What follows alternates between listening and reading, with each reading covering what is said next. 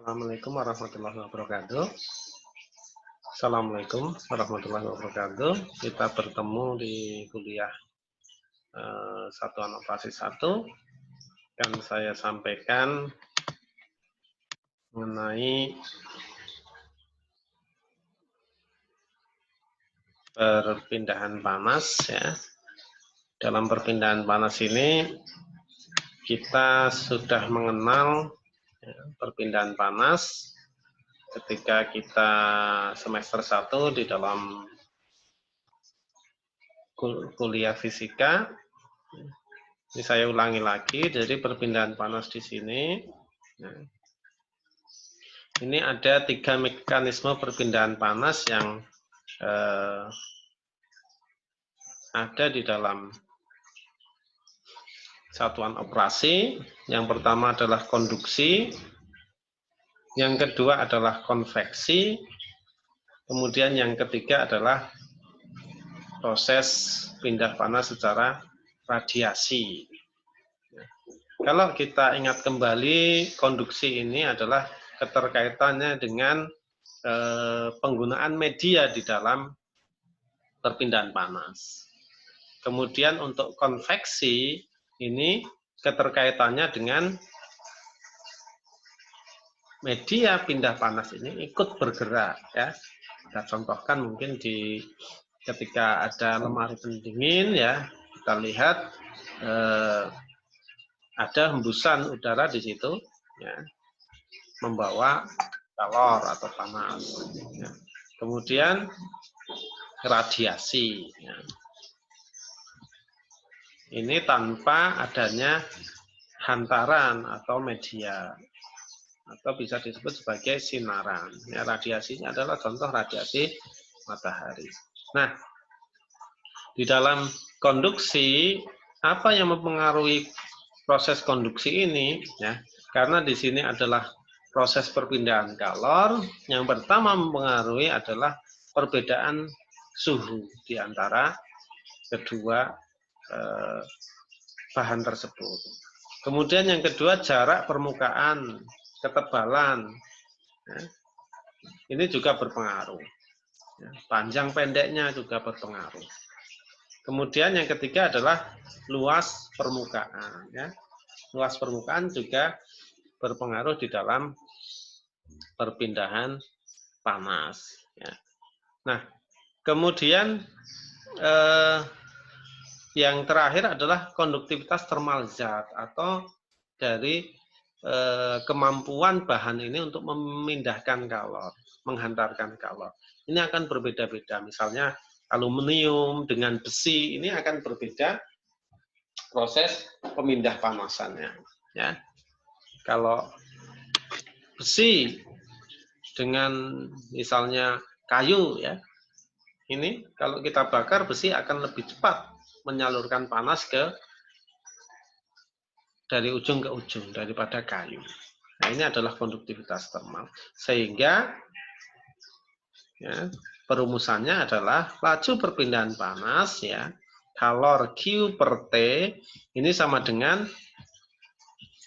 K kali luas permukaan dikali delta suhu atau selisih suhu dibagi dengan D. D adalah ketebalan benda atau panjang pendeknya benda. Nah, ini adalah laju perpindahan kalor. Kita contohkan soalnya ya.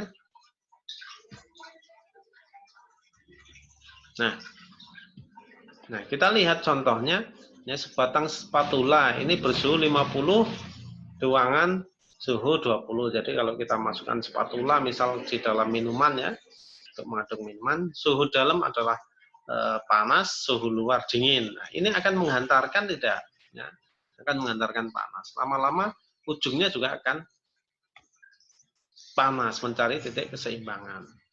Kemudian panjangnya, luas permukaan, dan konduktivitas termalnya.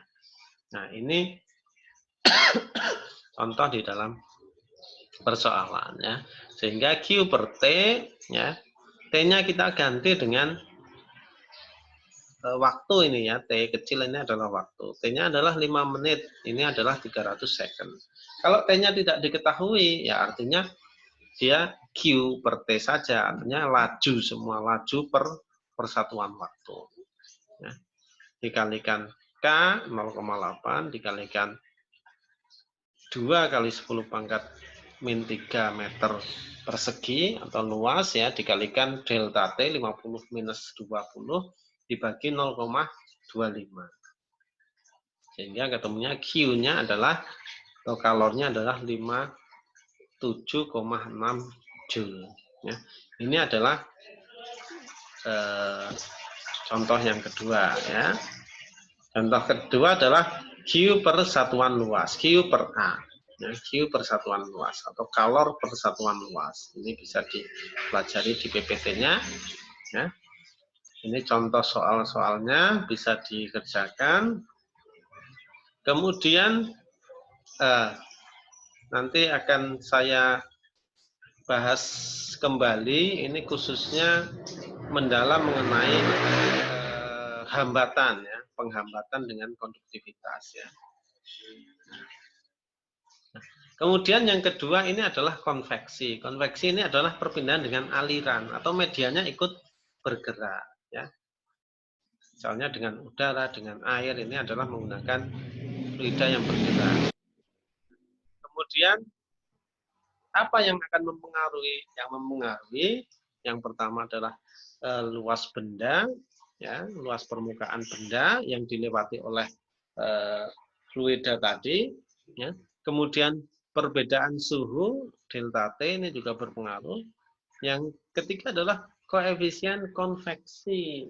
Ya, koefisien konveksi adalah kemampuan benda itu menghantarkan atau membawa, ya, membawa kalor, ya, sehingga Q per T sama dengan H kali luas atau A dikalikan delta T. Nah, ini yang tidak ada apa? Yang tidak ada adalah ketebalan panjangnya media, ya.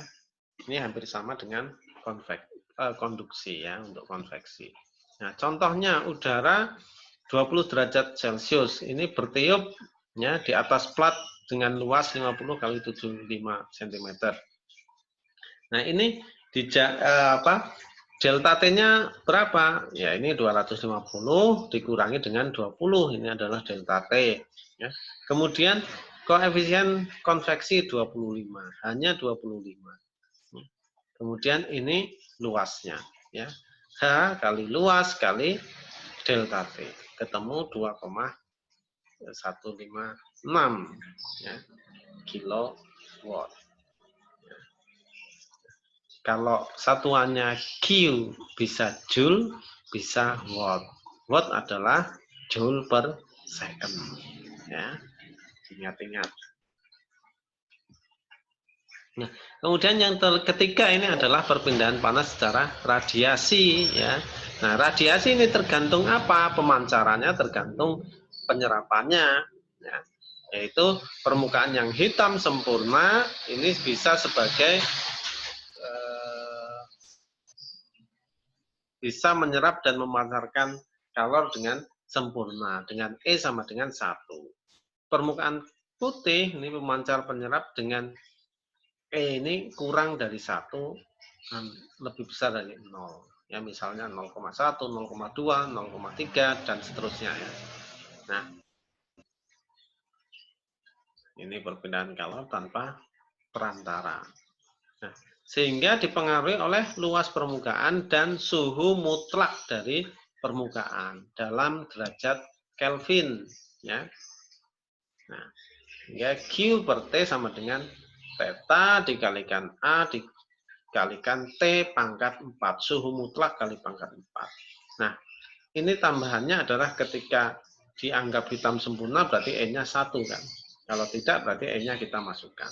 Kemudian theta atau koefisien dari laju radiasi ini adalah 5,67 kali 10 pangkat 8. Watt meter min 2 Kelvin min 4. Ya. Satuannya sudah ada berarti. Nah, kita tinggal masukkan ya. 80 derajat Celcius, 300 derajat Celcius. Ini kita hitung Kelvin. Kalau Kelvin adalah 273 ditambah derajat Celciusnya. 273 tambah 800, 273 tambah 300. Jadi 1073 pangkat 4 dikurangi 573 pangkat 4. Ya. Ketemunya Q petanya ini kan sudah luasan. Nah, ini adalah Q persatuan luas. Q per A sama dengan 69,3 kW per meter persegi. Nah, ini latihannya bisa dipelajari ya. Pelajari, latihan bisa dipelajari.